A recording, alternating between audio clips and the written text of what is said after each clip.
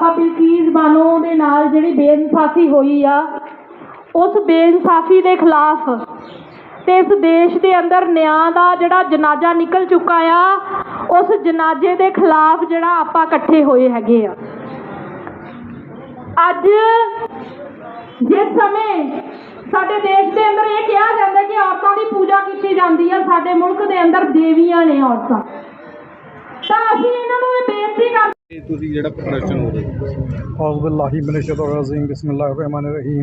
ਜਿਹੜਾ ਅੱਜ ਦਾ ਰੋਸ ਪ੍ਰਦਰਸ਼ਨ ਕੀਤਾ ਜਾ ਰਿਹਾ ਹੈ, ਇਹ ਥੋੜਾ ਮੈਂ ਤੁਹਾਨੂੰ ਬੈਕ ਦੇ ਵਿੱਚ ਲੈ ਕੇ ਜਾਊਂਗਾ। ਇਸ ਇਨਸੀਡੈਂਟ ਦੇ ਵਿੱਚ ਇਹ 2002 ਦੇ ਵਿੱਚ ਜਿਹੜੇ ਗੁਜਰਾਤ ਦੇ ਵਿੱਚ ਦੰਗੇ ਹੋਏ ਸੀਗੇ, ਜਿਹੜੀ ਸਾਬਰਮਤੀ ਐਕਸਪ੍ਰੈਸ ਸੀਗੀ ਉਹਦੀ ਬੁੱਗੀ ਨੂੰ ਅੱਗ ਲਗਾ ਦਿੱਤੀ ਗਈ ਸੀ।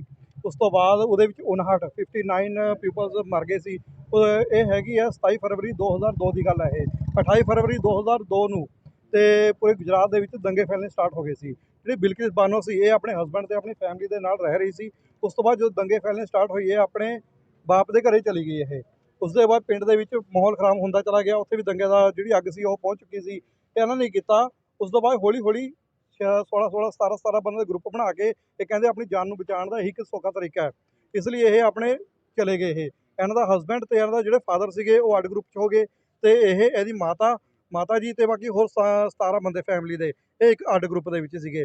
ਉਸ ਦੇ ਬਾਅਦ 'ਚ ਰਸਤੇ ਜਾਂਦੇ ਹੋਏ ਇਹਨਾਂ ਨੂੰ 25 ਤੋਂ 30 ਬੰਦਿਆਂ ਦਾ ਗਰੁੱਪ ਮਿਲਿਆ, ਜਿਨ੍ਹਾਂ ਨੇ ਇਹਨਾਂ ਨੂੰ ਘੇਰਿਆ। ਘੇਰਨ ਤੋਂ ਬਾਅਦ ਬਿਲਕਿਸ ਬਾਨੋ ਤੇ ਉਸ ਦੇ ਬਾਅਦ ਇਹਨਾਂ ਦੀ ਮਾਤਾ ਜਿਹੜੀ ਬਜ਼ੁਰਗ ਸੀ ਉਹ ਤੇ 2 ਹੋਰ ਔਰਤਾਂ, ਉਹਨਾਂ ਦਾ ਗੈਂਗਰੇਪ ਹੋਇਆ। ਤੇ ਉਸ ਦੇ ਬਾਅਦ ਜਿਹੜੀ ਬਿਲਕਿਸ ਬਾਨੋ ਸੀਗੀ, ਇਹਦੀ ਉਸ ਟਾਈਮ 3 ਸਾਲ ਦੀ ਬੱਚੀ ਸੀ ਤੇ 5 ਮਹੀਨੇ ਦੀ ਪ੍ਰੈਗਨੈਂਟ ਸੀਗੀ। ਤੇ ਜਿਹੜੀ 3 ਸਾਲ ਦੀ ਬੱਚੀ ਸੀ ਉਹਨੂੰ ਦੀਵਾਰ ਦੇ ਨਾਲ ਪੱਟ ਕੇ ਮਾਰ ਦਿੱਤਾ ਗਿਆ। ਜਿਹੜੀ ਬੱਚੀ ਸੀਗੀ ਉਹਨੂੰ ਪੇਟ ਕੱਟ ਕੇ ਉਹਨੂੰ ਵੀ ਮਾਰ ਦਿੱਤਾ ਗਿਆ। ਤੇ ਇੰਨੀ ਜਿਹੜੇ ਘਿਨੌਣਾ ਅਪਰਾਧ ਕੀਤਾ ਗਿਆ। ਇਹ 2002 ਦੀ ਗੱਲ ਹੈ। 2008 ਦੇ ਵਿੱਚ ਇਹਨੂੰ ਬਿਲਕਿਸ 2002 ਤੋਂ ਬਾਅਦ ਬਿਲਕਿਸ ਨੂੰ ਜਾਨ ਤੋਂ ਮਾਰਨ ਦੀ ਧਮਕੀਆਂ ਮਿਲਣੀਆਂ ਸਟਾਰਟ ਹੋ ਗਈਆਂ। ਇਹਨੇ ਜੰਗ ਹਾਰੀ ਨਹੀਂ। ਤੇ ਉਸ ਕੰਡੀਸ਼ਨ ਦੇ ਵਿੱਚ ਇਹ 3 ਘੰਟੇ ਬਲੀਡਿੰਗ ਦੀ ਕੰਡੀਸ਼ਨ ਦੇ ਵਿੱਚ ਪਈ ਰਹੀ, ਬੇਹੋਸ਼ ਰਹੀ। ਉੱਥੋਂ ਆਦੀਵਾਸੀ ਔਰਤ ਤੋਂ ਕੱਪੜੇ ਲੈ ਕੇ ਇਹ ਕਿਸੇ ਹਿਸਾਬ ਨਾਲ ਉੱਥੇ ਪਹੁੰਚੀ। ਇਹ ਕਤਵਾਲੀ ਪਹੁੰਚੀ। ਉਸ ਟਾਈਮ ਜੋ ਉੱਥੇ ਦਾ ਉਹ ਕਾਂਸਟੇਬਲ ਸੀਗੇ, ਉਹਨਾਂ ਨੇ ਗਲਤ ਰਿਪੋਰਟ ਬਣਾ ਕੇ ਇਹਨਾਂ ਨੂੰ ਕਿਹਾ ਕਿ ਇਹਦੇ ਨਾਲ ਕੁਝ ਨਹੀਂ ਹੋਇਆ। ਉਸ ਤੋਂ ਬਾਅਦ ਮੈਡੀਕਲ ਜਾਂਚ ਕੀਤੀ ਗਈ। ਜੋ ਉਸ ਟਾਈਮ ਦਾ ਗੋਧਰਾ ਦੇ ਵਿੱਚ ਉਹ ਕੈਂਪ ਲੱਗਿਆ ਸੀਗਾ, ਤੇ ਉਹ ਕੈਂਪ ਦੇ ਵਿੱਚ ਵੀ ਇਹਨਾਂ ਨੂੰ ਭੇਜਿਆ ਗਿਆ। ਤੇ ਲੇਕਿਨ ਹਿਊਮਨ ਰਾਈਟਸ ਵਿੱਚ ਪੈ ਕੇ ਇਹਨੇ ਬਹੁਤ ਲੰਬੀ ਫਾਈਟ ਲੜਾਈ ਲੜੀ ਹੈ। ਉਸ ਲੜਾਈ ਲੜਨ ਤੋਂ ਬਾਅਦ ਕੋਰਟ ਦੇ ਵਿੱਚ ਇਹਨਾਂ ਨੂੰ ਜਿਹੜੇ 11 ਮੁਜਰਿਮ ਸੀਗੇ, ਇਹਨਾਂ ਨੂੰ 20 ਸਾਲ ਦੀ ਉਮਰ ਕੈਦ ਦੀ ਸਜ਼ਾ ਬੋਲ ਗਈ।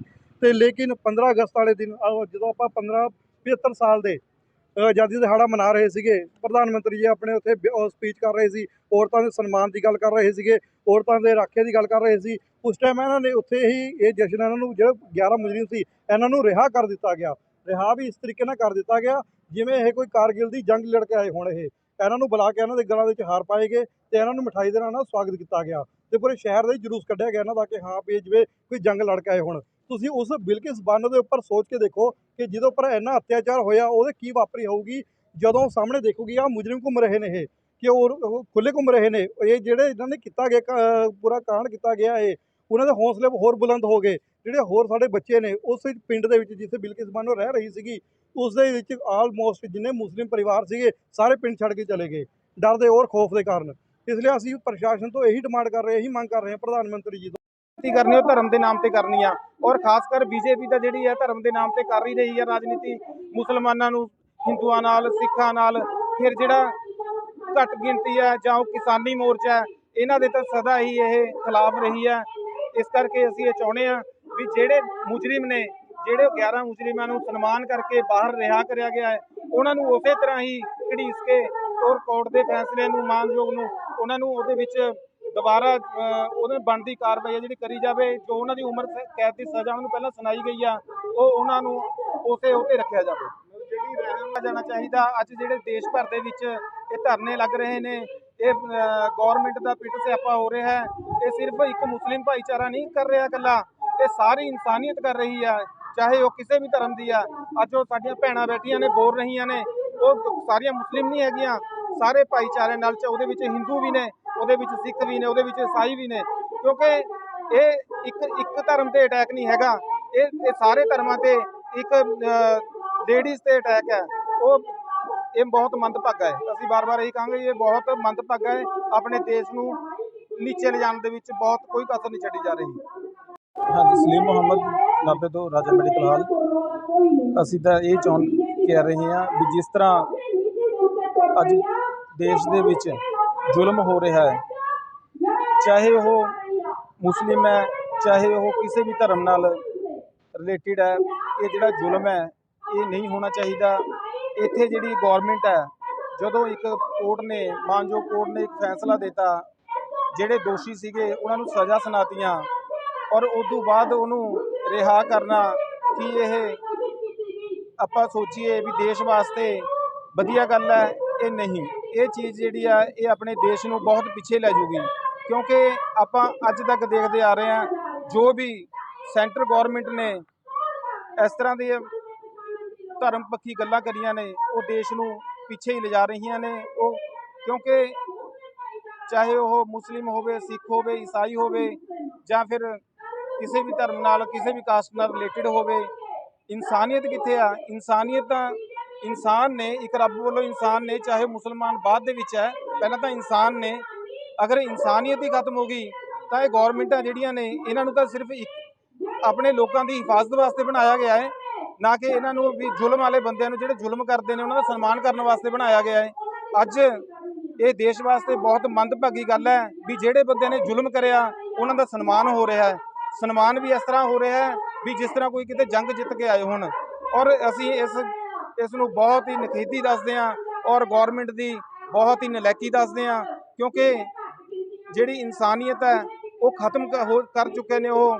ਪਰ ਇਹ ਜਿਹੜੀ ਇਨਸਾਨੀਅਤ ਹੈ ਜਾਂ ਆਪਸ ਦੇ ਵਿੱਚ ਭਾਈਚਾਰਾ ਲੋਕਾਂ ਦਾ, ਜੇ ਆਪਾਂ ਦੇਖੀਏ ਵੀ ਖਤਮ ਨਹੀਂ ਹੋ ਰਿਹਾ ਹੈਗਾ। ਇਹ ਆਪਸ ਦੇ ਵਿੱਚ ਬਹੁਤ ਹੀ ਲੋਕ ਇੱਕ ਦੂਜੇ ਨਾਲ ਜੁੜੇ ਹੋਏ ਨੇ, ਕਿਉਂਕਿ ਇਹ ਗੌਰਮੈਂਟਾਂ ਦੀ ਸਾਜ਼ਿਸ਼ ਹੈ ਜੋ ਅੱਜ ਆਪਾਂ ਨੂੰ ਮੀਡੀਆ ਦੇ ਜ਼ਰੀਏ ਦਿਖਾ ਰਹੀਆਂ ਨੇ ਵੀ ਅਸੀਂ ਮੁਸਲਮਾਨ ਲੜ ਰਹੇ ਨੇ ਜਾਂ ਈਸਾਈ ਲੜ ਰਹੇ ਨੇ ਜਾਂ ਸਿੱਖ ਲੜ ਰਹੇ ਨੇ ਜਾਂ हिंदू लड़ रहे हैं। प्रधानमंत्री मोदी को हमें संदेश देना चाहते हैं कि किसी शायर ने कहा था, यहाँ की मिट्टी में सभी का खून शामिल है, यहाँ की मिट्टी में किसी के बाप का हिंदुस्तान थोड़े ही है। तो नरेंद्र मोदी अभी ये समझ रहे हैं कि देश हमारा है, जो भी कानून हम लागू करेंगे वो सबको मानना पड़ेगा। हालांकि अभी जो हमारे सामने बहुत ही शर्मनाक हरकत हुई है, 11 दोषियों को रिहा कर दिया गया, ये बहुत ही शर्मनाक बात है पूरे देश के लिए। तो हमारे नरेंद्र मोदी प्रधानमंत्री से अपील है कि उन 11 दोषियों को दोबारा से जेल के अंदर डाला जाए और उनको सजाए मौत दी जाए, ताकि बिल्किस बानो को या जितनी भी और दूसरी ऐसी औरतें हैं उन सबको जो है ना इंसाफ मिल सके। ये असल में 2002 में ये कांड हुआ था, गोधरा कांड हुआ था।